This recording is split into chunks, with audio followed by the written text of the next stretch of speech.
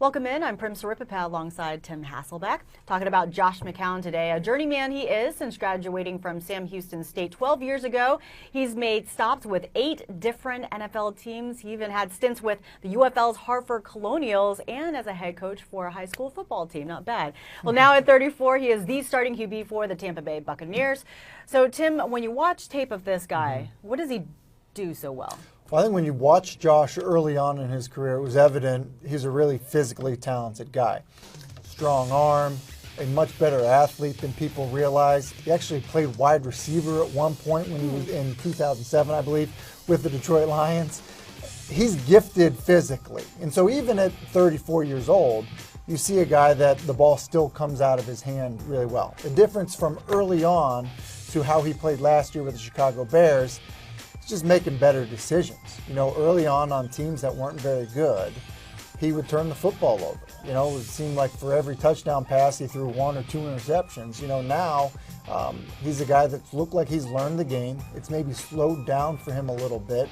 And because of that, you see a guy making good decisions. So that's the biggest difference between the Josh McCown people saw when he was a young player versus the one they saw playing in Chicago a year ago. So the Bucs have a new offensive coordinator in Jeff Tedford, formerly the head coach for Cal. How do you think he'll fit in with his offensive system? You know, Jeff Tedford has always done a good job of making quarterbacks feel comfortable, coaching them up, and really getting the most out of guys. Now, it hasn't been at the NFL level as a play caller, but he's done it in college. And so what I would expect for them to do in Tampa is still rely on trying to run the football. They do have a good back in Doug Martin.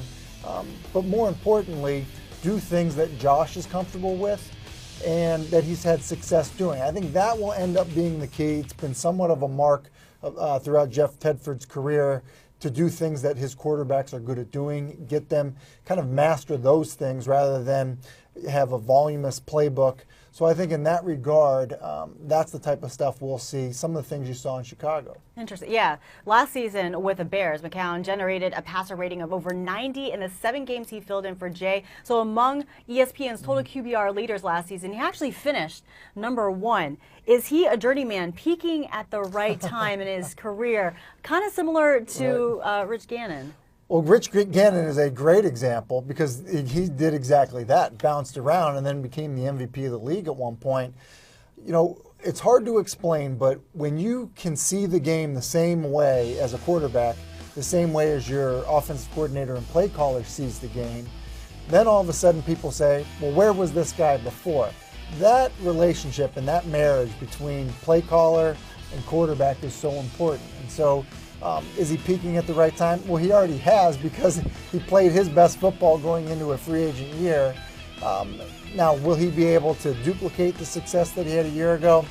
Look, he threw 13 touchdowns and 1 interception in 5 games and 5 starts. Ultimately, I think when you look at it, I think we'll see better football than we saw him play early in his career with the Arizona Cardinals and the Oakland Raiders. I'm not so sure we'll see sustained success the way we did in Chicago a year ago. A QB cannot do it all. He's got to have a good supporting cast and some help. For more on McCown, the Bucs, and the rest of the NFL, keep it logged on to ESPN.com. For Tim Hasselbeck, I'm Prim Siripipat.